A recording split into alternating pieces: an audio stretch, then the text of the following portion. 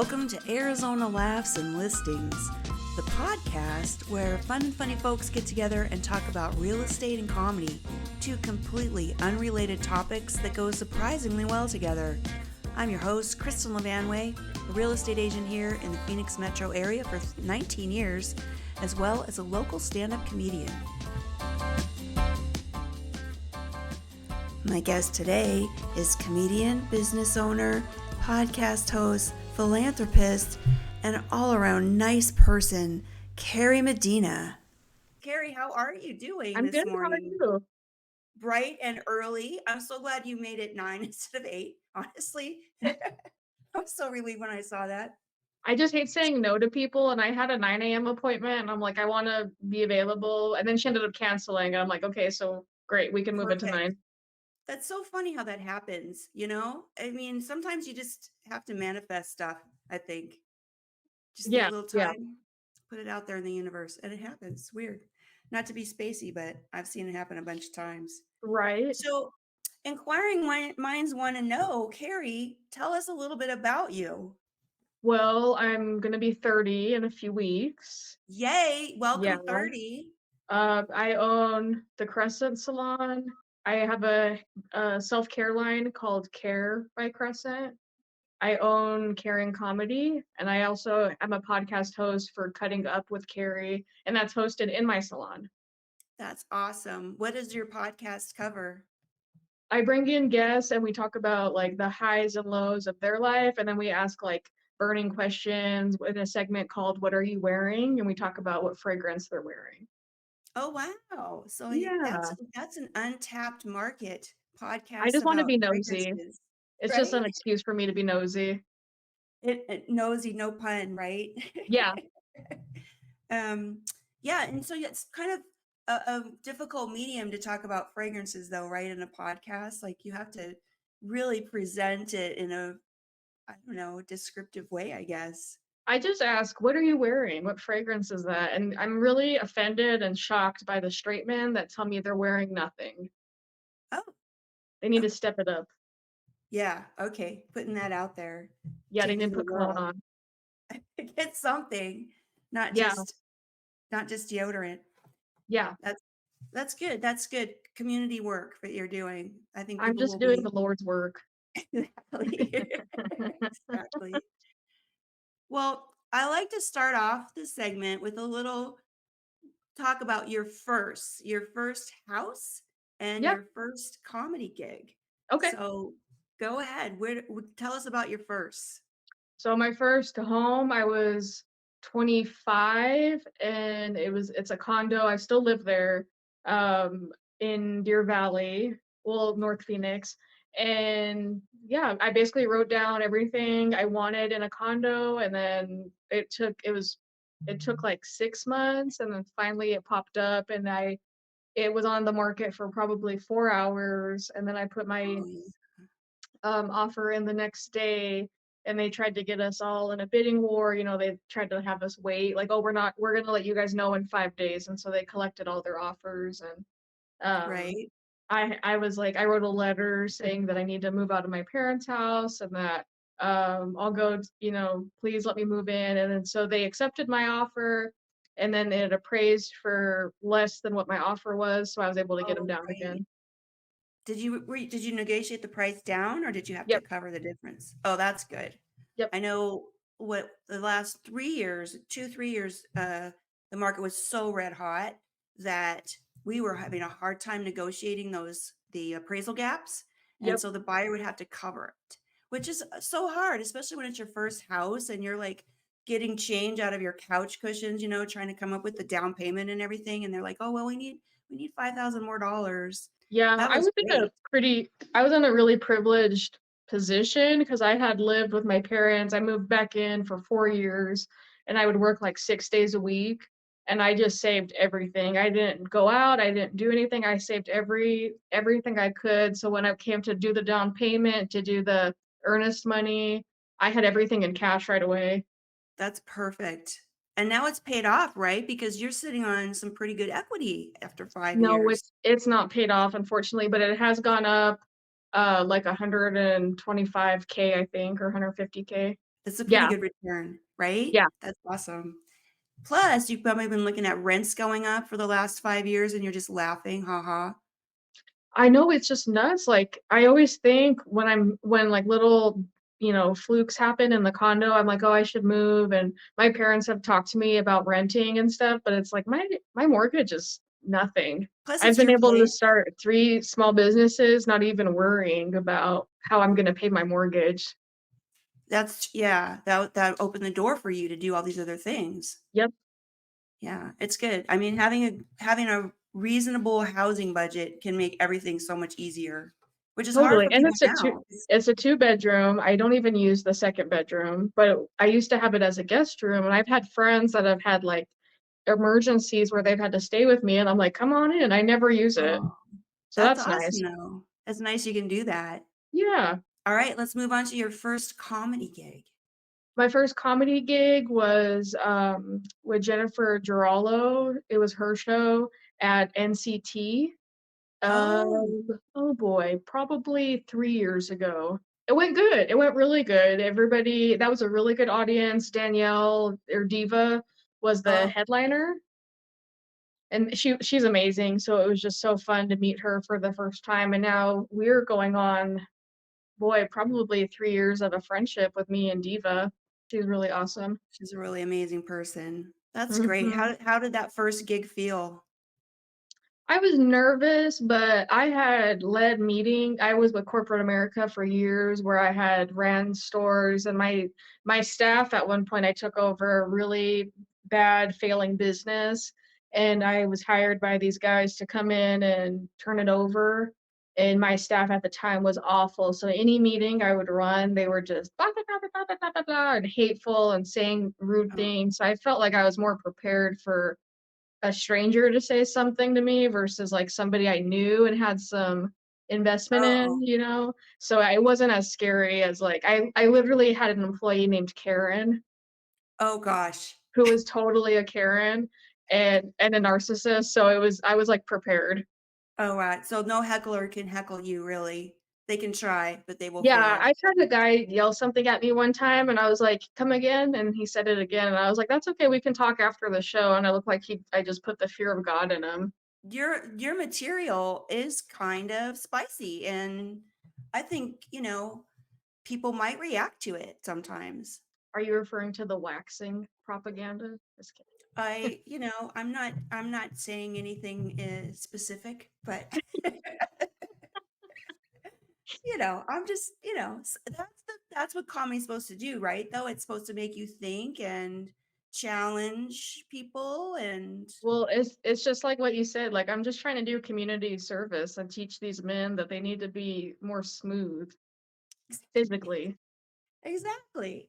Some people physically. take it better than others. What are you Yeah, gonna I do? don't wanna rub up against a Brillo pad. I'll get a scratch. Right. I'll get a So you're doing scratch. it for all women out there and I'm men. looking out for everybody. Everybody, really, honestly. I'm I think still that's thinking awesome. about your joke of the car salesman, Oh my gosh, I know. I'm still working on how to get that really but good, the but way you say it just makes me laugh so hard. yes, I love it. I will get that joke ready for prime time, but it's a happy memory. It honestly is. It was a Yes. different time back then, so, you know. I couldn't comment on his waxing status though. It wasn't as big of a thing back then. It People were wasn't, au natch. unfortunately. Yeah, au It's natch a new back then. day, though. We have more hope. That's true, and more products, so it's easier. So, There's really no excuse at this point not to be waxed. yeah. Yeah. Well, I can think of one because it kind of hurts, but, you know. If you're a wussy, I think that's a good excuse. So, first gig went well, and then that was so 3 years ago is when you started doing comedy, Yeah. and how are you feeling about it now? Do you I love don't it? really have a huge burning desire to do it anymore. I'm pretty burned out from it. I more do improv now. So I've been in improv classes for almost the same amount of time, probably 2.5 years. So I just take improv classes. I'm not in a team, but I just like playing with teammates and having fun. It gets me out of the back of my head into the front of my head. Oh, yeah. And that's been really good because I've been in recovery for years for different things. And stand up, there's a really good crowd, and then there's like 75% where it could be a little rough Mm-hmm. in my experience. So it's really been challenging to get out of to be in recovery and to still engage with circumstances that aren't for my best interest. So I more am passionate about like improv now. That's a good point. It can be rough, depending on what kind of shows you do and stuff. But when you get into like the bar shows or even some of the rougher clubs, I mean, I don't know that that's a positive experience. And You're right. Well, a and lot of for somebody that's comedians been in recovery for like pills, alcohol, and codependency, probably the last place I need to be is at a bar at like 10 o'clock at night. and a lot of But comedians are, struggling with different mental illness, mental, stuff, headspace issues, and it takes a lot of vulnerability to come out there and do this, and it can be really good and really powerful, or it can also, you got to be careful. You got to have a yeah, good support system, I think. All right, so let's move on to your favorite rooms. So let's start with your favorite room to perform. Where's your favorite my place to favorite room perform? to perform probably Stir Crazy Yeah. because well, that's where my show's at, Caring Comedies. So I'm already kind of biased, but also I love their food. Their wait staff is always nice, and it's so like luxurious and kind of a flex to like be like, oh, I'm at Stir Crazy, I'm at Westgate, and because I grew up right around the corner from Westgate, so that was like the spot to be when I was growing up. So I like it. It's like I take pride in the times that I get to be there. It is a good room. I've performed there once, I think. And it's nice because it's not super big, but it feels like when you get a reaction from the audience, it's very rich. Yep. Like the way the room is, it's a lot of love coming at you. And they do fill that room. I think most shows are sold out from what I hear. Even the Yeah. mics stuff. Yeah, they have So a really good, yeah, that's just like a really good business in general. And then just the atmosphere it creates for the performers is great. And to go to an open mic where you have an audience, that's rare. And they're not biased. They're not your friends. They're not somebody you invited. You might invite your guests to see you there, but yeah, it's Right. a lot of fun there. Caring Comedy, do you have the 2024 show booked yet? Do you have an idea when it's going to be? Yep, it'll be October 13th at 7. And then like you could find all that stuff like on my social media. I have the ticket link and you sign up for my email newsletter. That way you can see the lineup and it's a really great show. Super proud of it. And it benefits the So we do recipients. a hygiene drive for the houseless because I work at Andre House and I do haircuts for the houseless there. Last year I was able to donate 100 haircuts and give out hygiene products, so it was a really big success. Wow, that's amazing. That's Yeah. amazing. So that's a great one to support. Have a few laughs, help a few people out. That's a good one. Yeah, yep. Andre's House does a lot of good. It's through the Catholic diocese, which is kind of its own thing in and of itself. But I really have been gravitated towards them because of the management that they have. They really treat their guests with a lot of humanity, and the manager there, interesting enough, does I want to say quarterly celebration of life's services at the White Oh, Tank Mountains for the houseless that have been unclaimed. They oh, don't know the wow. name, they don't have an ID, so they just really treat them very respectful. That's really nice to hear that there's something like that out there. Yeah, they're awesome. Definitely. Let's talk a little bit about real estate. And I'm excited to talk to you about it because I mean, I know a lot of people don't think they can ever buy a house. And you've achieved that and you've showed how to do it. It just takes hard work and maybe some luck a little bit. Um, you bought your house 5 years ago. The market's a little different now. Like, what are you hearing now? And how are you feeling about the real estate market? Yeah, I would love to get out of my condo, but I'm so torn because I don't even use the second bedroom anymore. It's almost like wasted space. But when you look into one bedroom apartments that are for sale, it really concerns me because in Arizona, there could be a company or an independent person that can come in and buy out so many condos or apartments and then like legally evict you. So Yes. that's always kind of been in the back of my head, and I've known a person who that's happened to, which I thought was really scary. I had a client that happened to, and it was really like they reached out to me. They were one of the few remaining condos left that were getting bought out. They were holdout. And this client, she is a kick. She is absolutely the best negotiator I've ever seen. She's like, I think she was in her 70s at the time, and you couldn't pull anything over on her. And so she reached out to me to get like a just a market update on their condo, what the market worth was, because she was fighting. They were trying to undercut her and pay her less than what it was worth. She was like, no. And but they didn't want to sell. That was the hardest part, is they Yeah. wanted to keep that condo. So they were disappointed that they were going to have to move. Well, they Yeah, I didn't, they had know it. the I always investment. hear like my clients say, "Oh, condos are like the thing to do. You should always have a condo. Then you can take equity out and then put it towards your next home." I'm like, I have no desire to own my condo. I really want to buy a house and I want to have it so I can work out of my house, but I have no desire to keep that condo. I'm so grateful that I have somewhere to live that's affordable, but I don't have any desire to keep it. If I could have a do-over, I would definitely get a house. Did we talk about your favorite room? I think we skipped over that. Yeah, no worries. I was gonna like kind of nudge you a little bit to go back. Yeah, okay. So my favorite room in my house, I would probably say my living room because I am slowly turning into one of those women who likes to wear a robe and sit in the recliner. Oh, no. At the And age I of just almost got 30. a love seat recliner, so I'm really excited and I love that thing. And on Sundays, I sit out and I watch Love is Blind and talk to nobody, and it's great. Oh, yeah. Well, because you work so much. You work a million hours. I've talked to you about your schedule before, so that must be nice to have a day off where you can just Yeah, unplug for sure. I love Do that you have you recliner. done a lot of updates to your condo?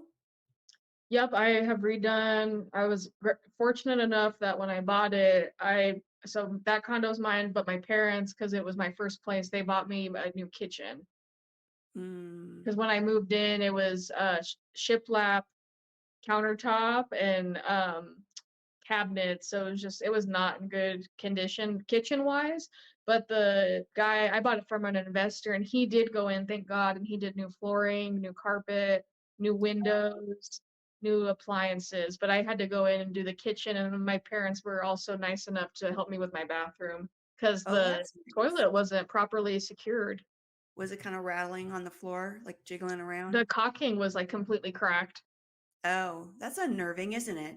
It was super unnerving. Yeah, so I moved in and I could tell, okay, like this has been this probably didn't have a very insightful owner, other than the investor to have somebody leave it in that condition, a toilet rattling around. And to my knowledge, the previous live-in owner had a family, and I'm like, how did you survive like that? But you've So got a yeah, secure I toilet now. totally. So like everything is basically new, and I also did a new AC unit and a new water heater. So it's practically new. Wow, yeah, you've done everything. That's Yeah, awesome. it's It's hard beautiful. to It's leave a place beautiful. like that. Yeah. That's nice. So until the right opportunity comes along, back to our topic about the next house or, whatever that might be, you're in a comfortable place right now, so you can just kinda wait till the time is right, which is great. Yep, yep.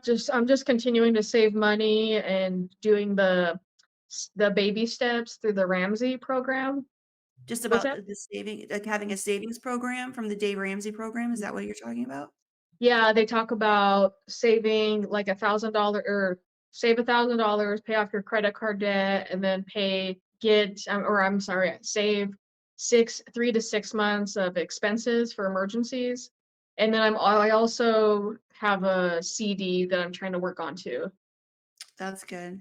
Especially, like, you're self-employed as am I, and you need to have a cushion because sometimes things just come up, you don't know what your next month's income is gonna be necessarily. You Mhm. you plan so that you think you do, but sometimes there's unforeseen circumstances, so it's really comforting to have some money in the bank to cover you. Yeah, and I feel like hairstylists, we get a bad rep for being like I don't know, sometimes I have heard, like, comments that, like, "Oh, what are you gonna do? Is this all you do? Are you in school?" It's like, you can make a Oh, profitable career, I know I own a house, I paid off my car when I was 26. It was a brand yeah, new car, it took me 3 years to pay it off, so you yeah, can do it, you just have to be smart about your money, and oftentimes I find, like, as artistic people, yeah, we might not have the best boundaries with money, but if you are aware enough to fix it, then you can fix it and save money and do the right thing and get, capital and real estate and different things like that. definitely. It takes some discipline, but I think everybody could benefit from that, no matter what you're doing. Mhm. And that goes to the comedy side too, you know? Like, you've probably been to the mics where people just come up and they riff. They don't have anything prepared, and it's just another lesson that you've gotta put work in. If there's anything you wanna do that's worthwhile, if you put work in, it's so much more satisfying. Yeah, but I So think everybody should own real estate. Like, you could always get more money back from it. Like my parents, they went from really low class when they were kids to all this, they had their first house and then got a bigger house and then got a bigger house and now they're downsized and they make double payments on it and they'll be fine. right, yeah. It's So this everybody can do it, get out of that poor state too. It absolutely is what you're saying is absolutely true. I mean, I don't know of any other way that the average person can build wealth that's this easy. You know, you can say, "Well, I'm just gonna rent and I'm gonna put money into stocks or, investment or something like that." But it doesn't work as easily. Whereas you have Exactly. to live And somewhere, And I don't trust landlords. I rent a suite in a salon and every year it goes up. It's ridiculous what I pay. um, But you have to do it somewhere, you know what I mean? It's like an office, but even when I hear going back to the point of when I hear people say like they don't want to own, they just want to be tenants, I'm like, you're paying somebody double, maybe even triple what they're paying, and you're just giving them money, and they might not even be reliable. So if you have something go right? out, it might not even be something that you can get done because they don't care. I've rented before, and I've had a termites and things that never gets addressed. Right? One of my friends has lived in this townhome. She relocated here. She just got divorced, so she's just renting for a year to figure things out. And she still doesn't have a pool key. And as a tenant, she doesn't have any way to get a pool key. She has to get it from the landlord. But he just something as simple as a pool key, so she can use the community pool. She can't do it. Yep. He has to do it. And when you're a homeowner, you can advocate for yourself and blow up their telephone or do something, you know what I mean? Like I ran into that when I was getting my mailbox. When I bought my condo, nobody could find where the mailbox key was. And Hmm. so if that was a landlord, who they what stake do they Yeah. have in my life? I had to go down to the post office and basically be like, "Hey, I'm not leaving until we figure out get some sort of direction, because I gotta get Right. my mail." Yes, but it might be harder if you're a tenant because they're not gonna just give a mailbox key to anybody. They wanna prove that you have the right to have the mail. So, as a Yeah. homeowner, it's Or pretty when easy. I moved in, I was getting my kitchen serviced and remodeled, and they said, "Hey, it's not getting below 78," and this was in June. And I was like, "What do you mean it's not getting below 78?" And then I went in, and sure enough, like the AC unit went out, and it was a Saturday, and the AC unit guy came out at 10 o'clock at night and fixed it. If I Mhm. was a tenant, that would have been a much different circumstance. Right, you'd have to go through the hoops, and then, of course, the landlords don't wanna spend the money, so they'll fix it the cheapest possible way, and then things just keep breaking, whereas if you're the owner, you can say to yourself, "You know what? I'm just gonna get a new air conditioning unit because I'm gonna be here for a while, and Exactly. it's gonna pay itself off." Exactly. So, it's just a different mentality, Mhm. but you're also, socking away the equity because home prices, I mean, they went up a lot. It was crazy for a couple of years, but every year they don't go up 20, 30%. We're back down to like normal appreciation. But even at 8%, 6%, something like that, normal, you're going to be amazed at how much your house is worth in 5, 7, 10 years. Because the key too is to stay there, right? It's harder to make money by moving every year or two. Yeah, definitely. The next time I move, I really want a family and stuff. So the next time I move, I want it to be maybe like 20 years. I'll be there. Yeah, it's nice, and then you make the house your own, you're part of the community, Hmm. and, yeah, it's a really neat thing, especially with a family. Because Yeah. once you have kids, then you know all your neighbors. You just do. Yeah. Once you're going to the schools and the kids are running around and stuff, then, yeah, you definitely get to know the neighborhood. So you're feeling pretty good about the real estate market then, other than the fact that the houses that you want aren't really out there yet. Yeah, I feel okay. I know I feel more confident knowing that my house is gone up in value. So that will help me with my next. My downside of it is that because I'm self-employed, I'm under 3 years. I just need to continue to build my clientele and make more Mhm. money and pay myself more money. That way I Yeah. can prove when that time comes, like, oh, I actually can afford this. This is what it is. But until that time comes, I mean, I'm so grateful that my mortgage is as low as it is because even as a renter, that would not have been possible. Right. Yeah. You would never be able to rent a condo for what you're paying. And it's kind of good too. I mean, you don't want to find yourself in a bad spot. So the fact that they have rules out there, because for a while they didn't. That's how that whole crash thing happened, is people were Yeah. getting in over their head. Now it's much more controlled. They're much more restrictive of who they're going to give the money to. So your chances of getting in over your head, not being able to make your payments are way less. So Yep. it's not what we want. A lot of times you don't want to hear it, but it's really for the best.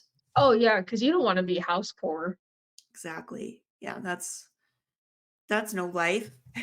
Yeah, that's scary. That's a scary circumstance. I know I lost my job before I opened my business. 3 months before I had gotten fired, and I thought, oh, what am I gonna do? I don't know. This is scary. But Yeah, my mortgage was low, and I just had to come up with a little bit of income, and I was fine. right. Well, and the other thing is, if you were in a spot like that, and let's just say, like when the pandemic happened, a lot of people had trouble making their payments. If you were a renter, you'd be out on the street. You're going to get evicted. Now they had the moratorium, but that's not always the case. Yep. But if you're a homeowner, you can always work with your lender. They will always work with you. It totally. And they were even sending me letters saying, "Please call us if you need anything." Like, they don't yeah, they definitely don't wanna see you get cut out or Yeah. get They don't out. want your house. They just don't. They want to Yeah. keep you in there. So what's coming up next then for you, Carrie? I'm gonna be in Latin Ladies on Tuesday, Oh, and where's that? then, yeah, that's gonna be at Westgate or at Stir Crazy, I'm sorry, with a really good Oh, your cast, favorite and spot. yeah, it's produced by Lamar, so that'll be a really fun show. And Uh-huh. then I'm going to have Karen Comedy in October 13th at Stir Crazy. So a little ways away, but I like to build up the momentum because we have a really special cast. And Saskia is going to be headlining, so that'll be really nice too. Oh, she's awesome. I need to get her on this podcast. Yeah. That would be amazing. I'll get all the information and I'll put it in the links and stuff so people can reach out and find out more about that, and also about your salon. Might as well plug your salon because Yeah. you gotta save up the money for the house for the next house. Yeah, yeah, totally. If anybody's in North Phoenix, it's right off 27th Ave and the 101. So I specialize color, cuts, and eyebrows. Oh, nice. Yeah. All right, perfect. Well, thanks so much. I really love talking with you, and I really enjoyed our conversations. I hope to see you. Have you been going to the Monday workshop? I haven't been for a little while, but I want to get back there. Yeah, I haven't. I'm probably gonna not do as much stand up. I really like hosting events. So if somebody were to engage with me, like, do you want to host this? I would be all for it, but I'll just focus on improv, hosting if it is applicable, and then just my show in October. All right. I'm going to Yeah. keep that in mind because I have the two shows now. And so I'm kind of hoping maybe to share some of the hosting duties with somebody. So, Yeah, I love hosting. It's like I love having a like kind of fake dinner party where I could just get to get everybody excited. It is true. It is Yeah, true. It's fun. It does feel like a dinner party, doesn't it? Make sure everybody has what they need and everybody's having a everybody's good happy. time. Yep, everybody's Yep, having a good time, and it's like carrying the energy through the whole event. it's a good way of looking at it. Well, that's it for this one. Thanks again for being a part of this, and I'm losing my voice there, and sharing a lot of really good information because I think you have a great story. Thank you. Yeah, no, I appreciate having me, and I wish you a lot of success because you're so calm and even-tempered, and that's really helpful when you look for a real estate agent because you need somebody who can negotiate but also communicate clearly and concise, and that's something I really feel like you do a really good job communicating. I appreciate that. It is one of the harder things people go through in life, buying and selling a home. So yeah, I remember signing my when the notary came over and he said, "It says this is one of the most important purchases you will ever make in your whole life." it's true, and it Yeah, can be nerve wracking, and stuff goes wrong and stuff. So yeah, but it's wonderful when you get through it. It yeah, really is one of the best things ever. So yeah. totally. All right. Well, I'll see you around town. Okay, thanks. My special thanks to comedian, stylist, and fragrance ambassador Cari Medina for joining me today. That was a lot of fun. If you're looking for a great stylist in the North Phoenix area, hey, book an appointment with Cari at the Crescent Salon. You'll be glad you did. She's got tons of 5-star reviews. And add her upcoming comedy show, Caring Comedy, to your calendar. That's coming up October 13th at Stir Crazy at Westgate. It's have some laughs and benefit a good cause. We'll see you next time at Arizona Laughs and Listings.